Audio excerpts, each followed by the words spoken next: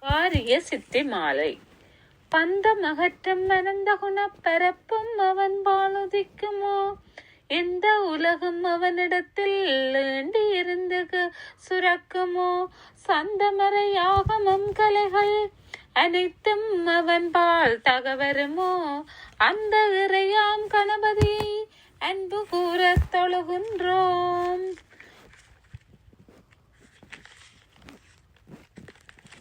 உலகம் முழுதும் நிற்கமர ஒன்றாய் நிற்கும் பொருளவனம், உலகிற் பிறக்கும் விகாரங்கள் ஊராத மேலாம் மொழியாவன், உலகம் புரியும் வினைப்பயனை ஊட்டும் கலைகன் அவனந்த, உலகம் முதலாம் கணபதியை உவந்து சரணம் அடைகின்றோம்.